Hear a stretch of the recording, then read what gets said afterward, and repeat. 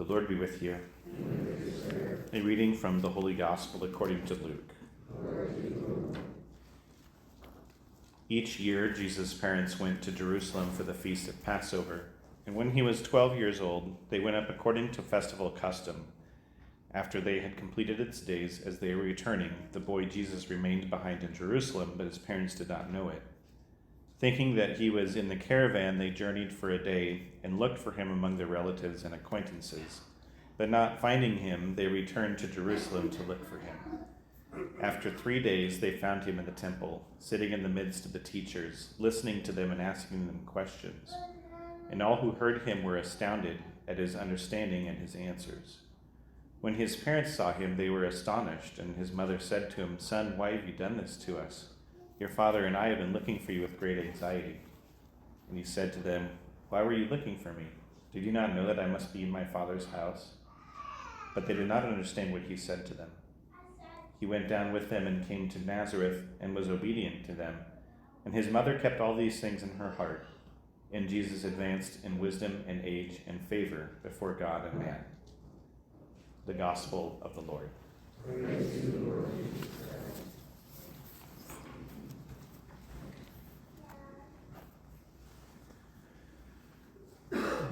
Today is the first Sunday after Christmas, which makes it the feast day of the Holy Family of Jesus, Mary, and Joseph. And this year we are presented with this passage from St. Luke's Gospel, where Mary and Joseph have lost Jesus and they find him in the temple teaching the elders.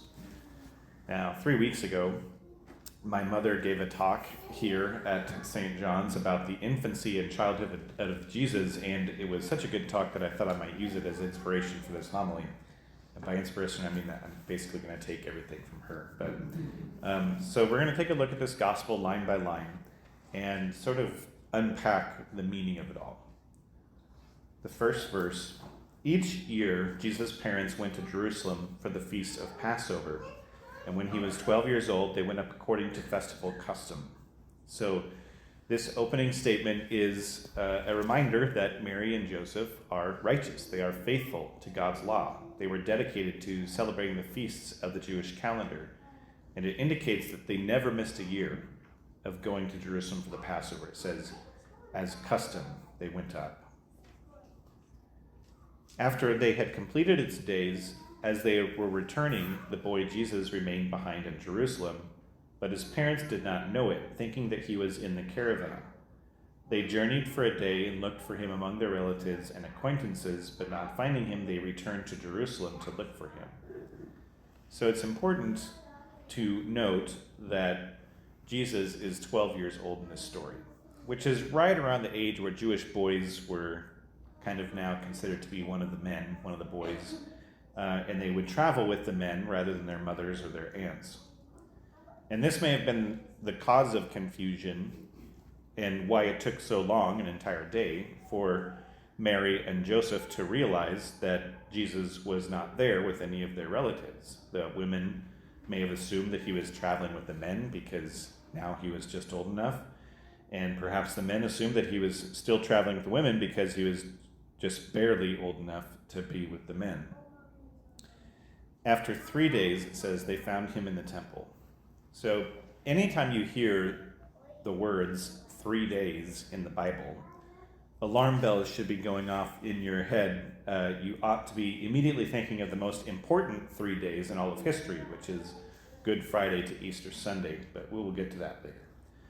So after 3 days, they found him in the temple, sitting in the midst of the teachers, listening to them and asking them questions.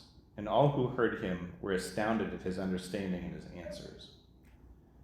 So Jesus is found in the temple, and he is sitting in the midst of the teachers. He is listening, and he's also asking questions. Now, at first glance, this might seem as if Jesus is sort of being taught, right? He's sitting down as a student would sit at a desk in a classroom.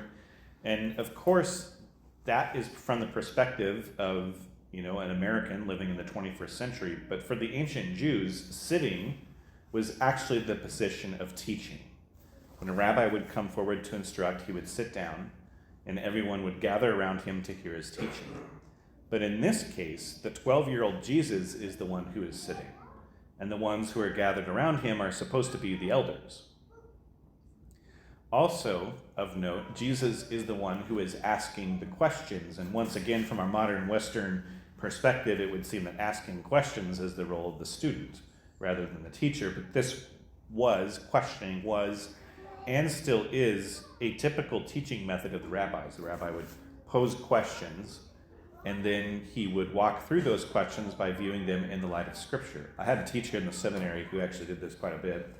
It was kind of annoying, but he would ask a question, and often he would make his questions sound absolutely ridiculous, but of course he was doing that on purpose. He would ask a question like, when you receive communion, do you eat Jesus' feet? And if you think about it in the light of what we know to be true about the Eucharist, the answer is yes, because when you receive communion, you receive Jesus' body, blood, soul, and divinity, so we eat his feet. It was just this teacher's sort of provocative way of getting us to think more critically about what we were being taught. So based off of what we see happening in Luke's gospel, Jesus clearly is there as a teacher. He is the rabbi in this situation, even though he's just a boy. And his insights astonish even the most well-educated of the elders. The next verse. When his parents saw him, they were astonished. And his mother said to him, "Son, why have you done this to us? Your father and I have been looking for you with great anxiety." So I'm sure that every family who has more than one child, maybe even only a single child, but I'm sure that every family has a story about one of the kids getting left behind somewhere. It seems like that is the case. We famously left my brother John at my grandma's house with nobody there when he was just a little kid, and the driveway next door had just been freshly poured concrete, and so we were worried he would get into it. But anyways, think of being in Mary and Joseph's shoes. They know who Jesus is. It was revealed to Joseph in a dream. The angel appeared to Mary. And so they know the importance of his mission. They know the responsibility that they were entrusted with, caring for him and raising him and making sure that he lived long enough to fulfill his mission. And here, they've done nothing wrong, and yet things have gone terribly wrong in their mind. And they find him, and their natural reaction is, "What are you doing?" And then we get Jesus' response. And he said to them, "Why were you looking for me? Did you not know that I must be in my Father's house?" So these are the first recorded words spoken by Jesus in the Gospels. And once again, sort of acting as the rabbi, he is asking the question, this time of his parents, "Why were you looking for me? Do you not know that I must be in my Father's house?" This tells us that already at the age of 12, Jesus is aware of who he is, of who his Father is. He knows what his Father's will is. He is conscious of his identity. Jesus stands before the Father as a son and on familiar terms with the Father, and he's ready to submit to God's will. Jesus lives in the presence of the Father. He is with the Father, and so ultimately Jesus must be about his Father's business. It's not so much that he's disobeying his parents. In fact, it's impossible for Jesus to dishonor his parents because it was impossible for him to sin.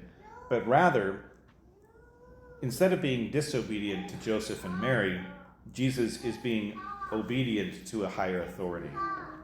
Just as we must be obedient to God, even at the potential cost of familial relationships, we're called to do God's will. And so Jesus teaches Mary and Joseph as their rabbi, as their teacher, that they hadn't done anything wrong, but ultimately their parental role must be subordinate to the will of his divine Father. Now, think of this in the context, much later on, that we're going to see in the Gospels, but in the context of the agony in the garden. So Jesus leaves the Last Supper. He goes off by himself to pray with 3 of his disciples, and he agonizes over his upcoming arrest, torture, and crucifixion. And his constant prayer throughout his agony in the garden is, "Not my will, but yours be done." And it's at that point in his life where he's well aware of what the sacrifice he's about to offer will cost the people around him. He knows what it's going to do to his mother because he experienced it all those years ago in the temple. How he was missing for 3 days. And so this shows us that Jesus has learned something from this experience as a child. That he now knows the anguish of being separated from his mother, and he prays to God in that garden, "Don't let this happen again." But in the end, he can only do God's will. "Not my will, but your will be done." And then the gospel just very quickly gives us Mary and Joseph's reaction to the wisdom of Jesus. It says they did not understand what he said to them. So in other words, Jesus is basically on too lofty of a plane for this moment in time. Mary and Joseph just don't understand him. And then it says, this is perhaps one of the more important verses from this passage. It says, "He went down with them and came to Nazareth and was obedient to them." Just a little geographical note. It says he went down with them and came to Nazareth. Nazareth is actually north of Jerusalem, but it's down in elevation, so you always go up to Jerusalem no matter which direction you're going. After this somewhat traumatic ordeal, Jesus returns to his normal family situation, to basically the simple life of obedience toward his earthly parents. And then he does this for the next 20 years. And we have no other information about 90% of Jesus' life. It wasn't until he's baptized that we hear from him again. So from his birth to age 12, we hear nothing about his life. And from age 12 to age 30, we hear nothing about his life. And all that time is spent basically in silence to the rest of the world. And I think that this tells us a lot about the importance of family life. God came to this earth, and what did he spend most of his time doing? It wasn't working miracles. It wasn't preaching to crowds. Almost the entirety of his time on earth he spent with his family. And if God thought that family life was so important that he spent most of his time here on earth doing only that, just think of how important he thinks your family is. If God himself did all of the regular things that a family does, prayer, meals, chores, games, homework, learning, bedtime stories, skin knees, laughing, sleeping, crying, joking, well, then it makes all of those things really, really important. If God did those things are meaningful. It makes those things sacred. So think of that the next time that you're asked to do something with or asked to do something for your family. It's also important to note Mary's reaction to all of this. The last line of this, or the second to last verse, is that, speaking of Mary, it says, she kept all these things in her heart. And that's the same reaction that she has when the shepherds arrive to greet the newborn Jesus at the first Christmas. The same reaction. So, in other words, she is seeking to understanding these things better. She keeps all these things in her heart.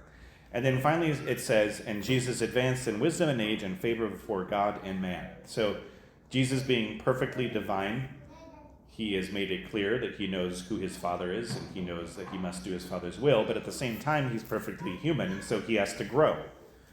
He has to learn. And so in a very real way, this last verse of this passage is revealing to us that Jesus is truly human. That he's not just taken on the appearance of a human, that he is human in every way except sin. But also, there is something hidden in this story that is sort of a foreshadowing of what is to come at the end of Luke's gospel that we will hear from in a couple of months. If we think, when is the next time after this event in the childhood of Jesus? When is the next time that we see Jesus accompanied by his mother making a pilgrimage from Galilee to Jerusalem for the feast of the Passover, where he enters the temple, he amazes the crowds, but in the process of doing his Father's will, he is separated from his mother and isn't found for 3 days. And that is, of course, the most important 3 days in human history, Holy Week. And so we'll see throughout the entire season of Christmas that there is this foreshadowing of the cross, that even from Jesus' birth in his childhood, from this Passover that they celebrated when he was 12 years old to the last Passover of his life, we see that the sacrifice of Jesus is his mission. It is what is on his mind. Every human being that ever has lived was born so that they might have eternal life. But Jesus was born so that he might give his life for ours.